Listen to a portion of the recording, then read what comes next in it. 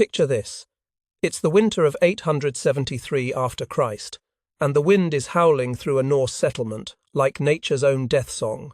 We're talking about a cold that would make a modern deep freeze seem like a warm spring day. The kind of cold that kills. Now, imagine you're a young man named Eirik, dragging a twisted foot through snow that comes up to your knees, and you're doing something that would horrify most people today. You're counting graves. Fresh ones. 23 of your neighbours have died since the first freeze hit, and spring is still 2 long, brutal months away. Here's what makes this scene even more gut-wrenching. While Eirik is playing winter's accountant with the dead, the warriors, the guys who are supposed to protect everyone, they're living it up. We're talking about Jarl Grimnar's raiders, and these men are feasting like kings. They've got imported wine flowing like water. They're gnawing on salted beef taken from their summer raids, and they couldn't care less about the farmers and thralls who are literally starving to death around them. But let's focus on our protagonist here, because Eirik isn't your typical Norse hero. This isn't some muscle-bound berserker who's going to solve his problems with an axe. No, this is a different kind of story entirely. In his grandmother Thorun's hut, ATA, and when I say hut, think of a structure that's about as far from cozy as you can imagine, filled with smoke that would make your eyes water. Just thinking about it, Eirik is getting an education that would change the world. Not the kind of education you'd expect, though. His grandmother isn't teaching him how to swing a sword or raid coastal monasteries. She's teaching him something far more valuable: how to survive when everyone else is dying. Picture these ancient hands, weathered by decades of hard living, working what can only be described as magic with almost nothing. Thorun is mixing pine needles into weak porridge. Cridance, pine needles, and she's teaching Eirik the old ways. The knowledge from before the raids brought what everyone thought was easy wealth. Your grandfather survived 3 death winters, she whispers to him, stirring her iron pot with a bone spoon that's been worn smooth by decades of use. Not by sword, but by wisdom. Now here's where it gets really interesting. She shows him her secret corner. Every good survival story has a secret corner, right? Where she's fermenting cabbage with sea salt. This creates what she calls a sour mush that literally sparkles on your tongue. Sounds disgusting, doesn't it? But here's the kicker. Somehow, this nasty-looking concoction is keeping the winter sickness at bay. She doesn't know why it works. The science of vitamin C and scurvy prevention won't be understood for another 1,000 years, but she knows it works. But Eirik, this young man with the twisted foot and the curious mind, he takes these lessons and runs with them in ways his grandmother never imagined. See, when you can't be a warrior, when your physical limitations mean there's no place for you in the shield wall, no chance for a glorious death in battle, you have to find other ways to make your mark on the world. So where does Eirik spend his time? Down at the fish-cleaning shores, which sounds about as glamorous as it actually is. We're talking about a place where entrails pile high and seabirds fight over scraps like feathered pirates. Most people would avoid this place like the plague. The smell alone would knock you over. But Eirik, he's watching, he's learning, he's noticing things, and what he notices is fascinating. Certain combinations of waste don't just rot away like you'd expect. Instead, they transform. They develop this white bloom, this crust that reminds him of his grandmother's fermented vegetables. Now, most people would see rotting fish guts and think disease or death. But Eirik sees possibility. In clay pots hidden beneath the floorboards of his grandmother's hut, Emery passed. Because this kind of experimentation definitely falls into the better to ask forgiveness than permission category. He starts mixing fish guts with wild garlic, juniper berries, and strips of birch bark. He's adding precious salt, stolen grain by grain from Jarl Grimnar's stores, which is basically the medieval equivalent of stealing gold. The smell? Well, let's just say it could wake the dead, and perhaps in a way that's exactly what it was designed to do. Now, here's where our story takes a turn that nobody saw coming. Jarl Grimnar's youngest son, barely 7 winters old, develops the bleeding gums and loose teeth that every parent in the medieval world feared. Winter sickness. This is scurvy, though they don't have a name for it yet. They just know it kills, and it kills efficiently. The Jarl tries everything. He's got imported healing herbs from Dublin markets. We're talking about medicine that costs more than most people see in a lifetime. But money can't buy what doesn't exist, and the understanding of nutrition that could save his son simply isn't there yet. Except, of course, for one twisted footboy working with fish guts and desperation.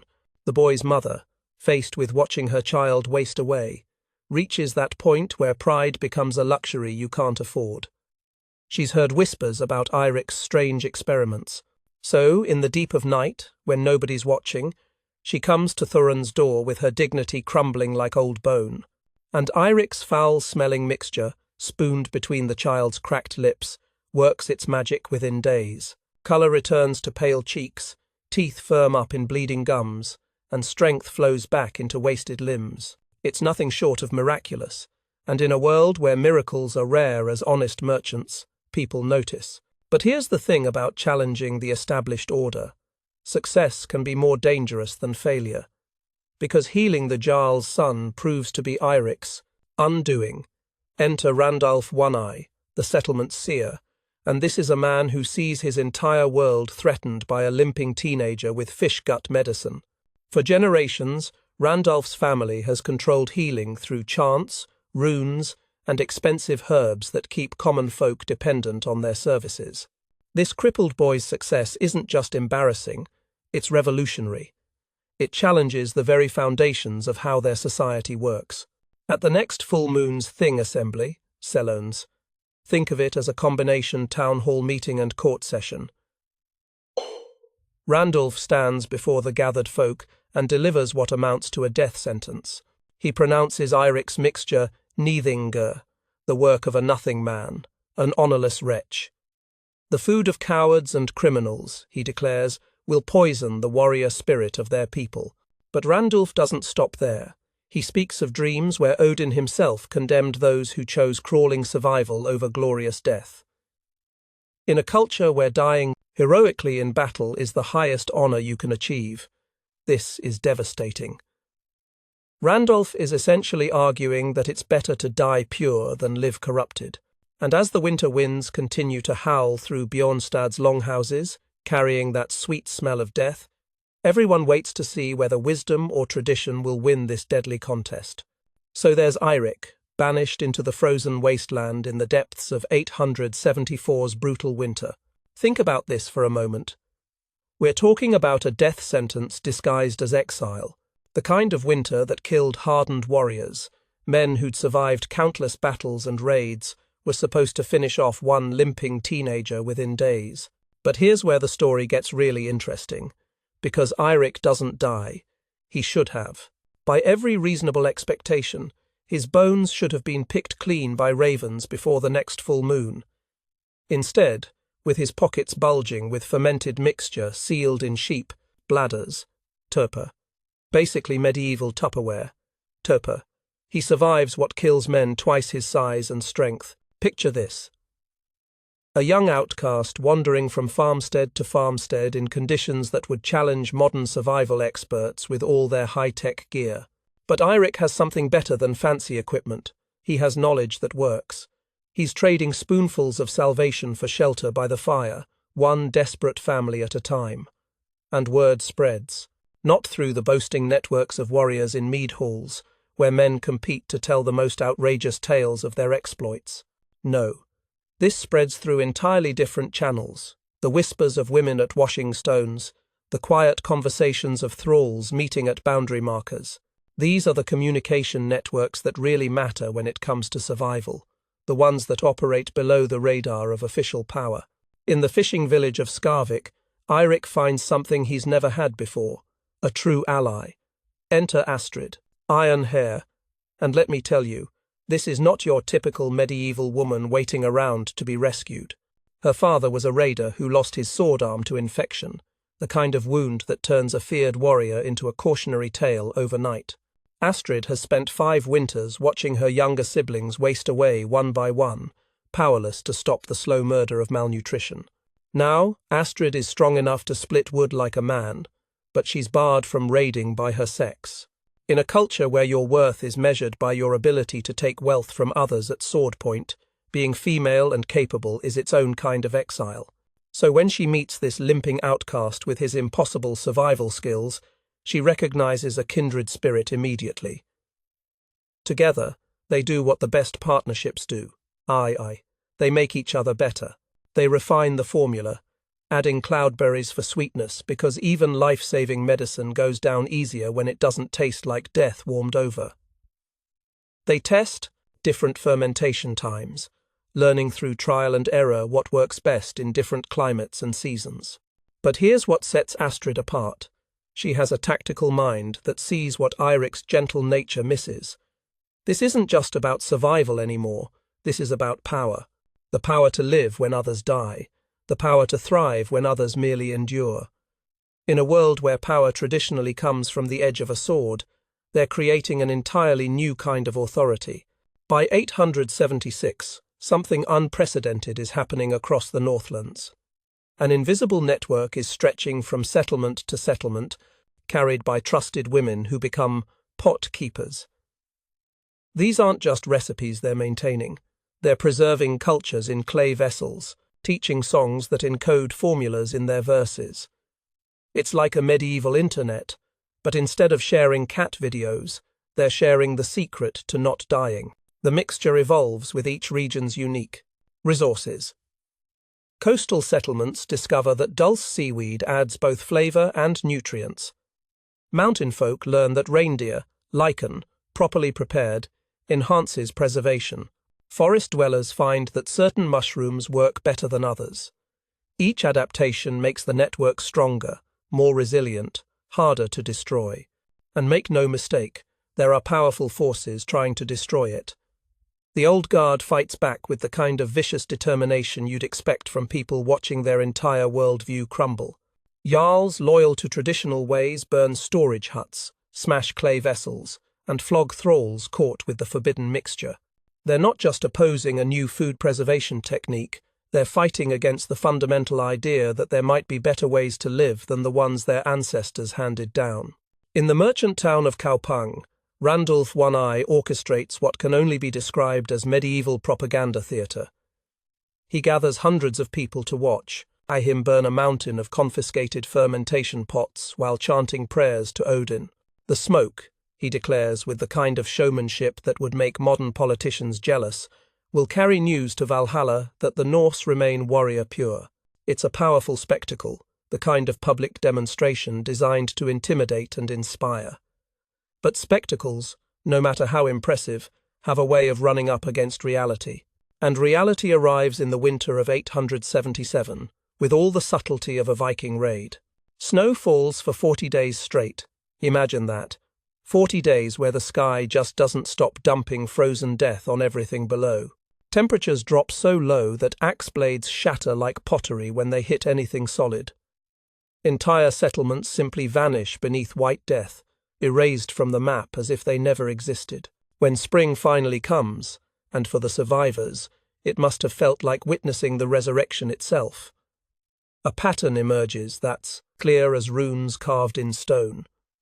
Villages that had embraced Eirik's methods are counting their dead in single digits. Those that clung to tradition are burying half their people, including many warriors too proud to eat what they called coward's food.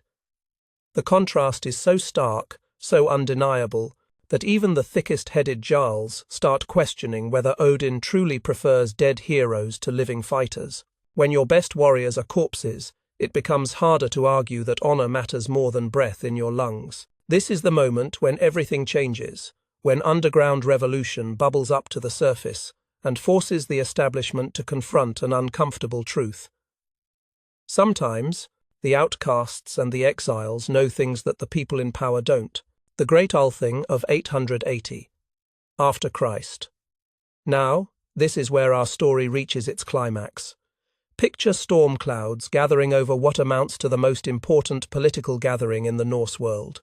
Representatives from every major settlement between Trondheim and Uppsala have made the journey, and they're all here to answer one question that carries the weight of civilizational change. Will they officially lift the ban on fermented foods? On the surface, it seems like such a simple thing. We're talking about pickled cabbage and fermented fish, for crying out loud. But everyone gathered under those threatening skies knows this is really about something much bigger. This is about whether tradition or innovation will guide their people into the future. Eirik stands before the assembly, and he's not the scared boy we met in that smoke-filled hut anymore. Years of exile and survival have transformed him, though he still bears that twisted foot that marked him as different from the start. Beside him stands Astrid Ironhair, and if you think she's just there for moral support, you don't understand medieval politics. In a world where physical prowess often determines who gets heard, Astrid serves as both shield and voice for ideas that might otherwise be dismissed. Around them cluster hundreds of common folk who've travelled for days to show their support. Many are carrying clay pots as symbols of defiance. Imagine that. Pottery as revolutionary symbols. These aren't warriors or jarls or people with traditional power. These are farmers, fishermen, craftsmen, and thralls who've learned that sometimes the difference between life and death comes down to knowing how to properly ferment your food stores. The debate rages for 3 days, and what a debate it must have been. Randolph One-Eye, now bearing fresh scars from a mob attack in his own village, because apparently his anti-fermentation stance hasn't made him many friends among people trying not to starve, thunders about the corruption of warrior spirit. He brings forth skalds to sing of ancient heroes who chose death over dishonor, artists to display runes that supposedly prove the gods' displeasure with this newfangled survival strategy. But Astrid counters with something that's become increasingly hard to argue against: hard numbers. And these numbers tell a story that even the most tradition-bound jarl can't ignore. Settlements using fermentation are fielding 40% more warriors for spring raids. Think about that. Nearly half again as many fighting men available because fewer people are dying of preventable causes. She goes further. Ships carrying the preserved foods can reach shores that were previously beyond their range, bringing back greater plunder. Even King Harold's own warband, 27T, and we're talking about the elite here, has secretly adopted the mixture after losing half their bench strength to scurvy on a long voyage. But here's where Norse culture shows its true colours. When reason and argument reach an impasse, there's always the holmgang, ASE, single combat on sacred ground. It's trial by ordeal, letting the gods decide through the outcome of individual battle.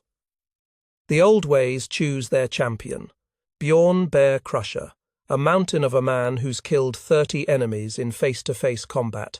This is the kind of warrior who appears in sagas, the human equivalent of a natural disaster with a sword. Eirik's side chooses Gunnar the Endurer, and if that name doesn't sound as impressive as Bear Crusher, there's a reason. Gunnar is a middle-aged farmer who's survived 7 death winters on fermented foods. Not exactly the stuff of heroic legend, right?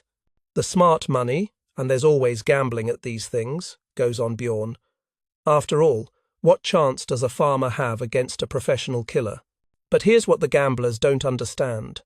Gunnar has something that Bjorn lacks, something that all the muscle and battle fury in the world can't replace. He has stamina born from proper nutrition. While Bjorn's mighty strikes could cleave a man in half, maintaining that kind of explosive power requires energy that his poorly nourished body simply can't sustain. The combat drags on for hours. Imagine a medieval mixed martial arts match with actual sharp weapons and no referee. As the sun moves across the sky, Bjorn's legendary strikes grow sluggish. His sword feels heavier with each swing. Meanwhile, Gunnar keeps steady, patient, waiting for the opening that proper nutrition has taught him will come. When the sun touches the horizon, Gunnar slides his worn blade between exhausted ribs, and with that thrust, he doesn't just win a fight, he changes history. The vote that follows isn't even close. Pragmatism triumphs over tradition, as Jarl after Jarl stands to acknowledge what everyone can see. Living warriors win more glory than honoured corpses. It's a watershed moment, the kind of decision that divides history into before and after. But if you think Randolph and his bitter supporters accept defeat gracefully, you don't know much about medieval politics. Over the following months, Eirik survives 3 assassination attempts, poisoned mead that would have been ironic justice, a staged accident with a runaway cart that Astrid's suspicious mind detected just in time, and a midnight visit from hooded men that her guards barely repelled. The struggle has shifted from public debate to shadow war, from legitimate political process to outright terrorism. But momentum has turned irreversibly. By 882, every major trading town boasts what they call a fermentation quarter, where specialists work their transformative magic on everything from fish to vegetables to dairy products. The knowledge spreads along trade routes faster than any plague, carried by merchants who recognize gold when they smell it, even if it reeks of rotting fish. These traders understand something that the traditionalists don't. There's serious money to be made in keeping people alive and healthy. Songs celebrating Eirik Lifekeeper begin competing with traditional warrior sagas in the mead halls, especially among the young who've grown up strong on his innovations. The cultural shift is generational. While their elders argue about honor and tradition, young people are asking practical questions about what actually works in the real world. And as Eirik watches this transformation unfold around him, he must realize that what started as a desperate experiment with fish guts has become something he never could have imagined, a revolution that will reshape the entire Norse world. When Eirik Lifekeeper breathed his last in 891 after Christ, dying peacefully in bed surrounded by grandchildren he'd never expected to have, the North Sea world had transformed beyond recognition. Think about that for a moment. This man, who started as a limping outcast, experimenting with fish guts, lived to see his innovations reshape an entire civilization. His funeral drew thousands. And I mean thousands. We're talking about King Harold's personal representatives, travelling for weeks to pay their respects, but also thralls who'd walked even longer distances just to be there. They buried him with honours usually reserved for great warriors, but instead of filling his grave with weapons, they surrounded him with clay fermentation pots. Even in death, Eirik was different. Astrid Ironhair, now silver-haired and leading a network of wise women across 12 kingdoms, spoke the eulogy that would echo through centuries. He conquered winter itself and taught us that living well is the greatest victory. In a culture obsessed with glorious death, proclaiming that the greatest victory was living well was nothing short of revolutionary. But let's talk about the real transformation, because the changes went far beyond survival statistics. By 895, Norse expeditions were reaching shores their grandfathers could only dream of. Ships provisioned with fermented supplies pushed beyond Iceland to that vast green land further west. The colonists who would build lasting settlements in those harsh new territories succeeded where earlier attempts failed, their storehouses lined with bubbling pots that turned local resources into sustenance. Eric the Red himself, S.A. Rik, and yes, the naming similarity is more than coincidence, led the Greenland expansion carrying recipes passed down from Eirik Lifekeeper's teachings, though by this time few remembered the connection. That's how these things work. Revolutionary ideas become so embedded in daily life that people forget they were ever revolutionary at all. Trade replaced raiding as the primary source of wealth for forward-thinking jarls. And when you think about it, this makes perfect sense. Why risk your best warriors in bloody combat when fermented fish commands premium prices in southern markets? It's a classic example of how innovation doesn't just save lives, it creates entirely new economic opportunities. The Rus traders sailing down the Volga discovered that their preserved foods lasted the entire journey to Constantinople, opening trade routes that would reshape medieval commerce. In York and Dublin, Norse merchants established fermentation works that employed hundreds, creating what were essentially the first industrial food processing centres in Northern Europe. But the social revolution proved even more profound than the economic one. Women, as keepers of fermentation knowledge, gained influence that couldn't be stripped away by force. This wasn't ceremonial power or symbolic authority, HT. This was real, practical influence based on life and death expertise. The old patriarchal structures had to adapt or crumble, because survival skills trumped warrior prowess when your children were starving. Children raised on diverse fermented foods grew taller and stronger than their parents, literally changing the physiology of Norse populations. Skeletal remains from this period show increased bone density, better dental health, and signs of extended lifespans. We're looking at measurable biological proof of how nutrition transformed these people from the inside out. By 900 after Christ, when modern scholars mark the height of the Viking Age, fermentation had become so integral to Norse identity that the origin stories were already turning mythic. Some claimed Eirik had learned the secret from the gods themselves, that his twisted foot was Loki's mark showing divine favour. Others wove tales of him descending to Hel's realm and bargaining for the knowledge to save his people. The mundane truth, a crippled boy experimenting with fish guts and desperation, had less appeal than legend. But that's always how it works, isn't it? The real heroes are usually ordinary people doing extraordinary things out of necessity, while the legendary heroes are the stories we tell ourselves to make sense of changes we don't fully understand. Yet traces of historical truth persisted in surprising places. The clay pots used for steam fermentation developed standardized shapes and decorative patterns that archaeologists would later use to trace Norse influence across continents. The brewing songs evolved into complex musical traditions, encoding not just recipes but cultural memory. Proverbs entered the language that would survive for centuries. Better alive with stinking pot than glorious in the ground, and winter fears the patient more than the mighty. But here's the ultimate irony, and it would have amused Eirik had he lived to see it. The very warriors who mocked his twisted foot and branded his food cowardly became completely dependent on his innovations for their greatest achievements. When dragon ships reached the shores of a new world 5 centuries before Columbus, when Norse steel rang in the streets of Paris and Constantinople, when Viking merchants haggled in the markets of Baghdad, 2 PA, all of it rested on the foundation of fermented foods that turned winter from enemy to ally. The poor, crippled boy, who could never hold a sword, had given his people a weapon greater than any blade, the ability to survive and thrive wherever fortune took them.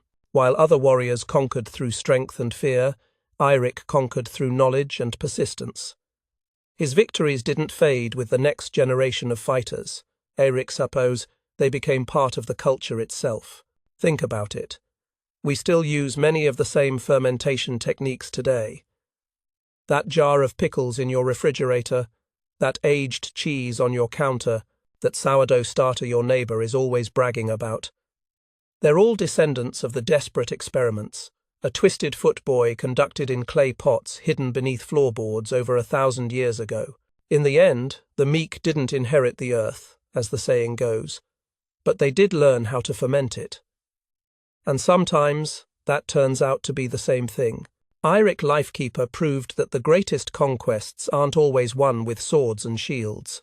Sometimes they're won with clay pots and patience, with the willingness to experiment when everyone else clings to tradition, with the courage to choose life over honor when the choice really matters. His legacy sailed in every longship, bubbled in every fermentation pot, and lived in every child who grew up strong because someone had the wisdom to choose survival over pride.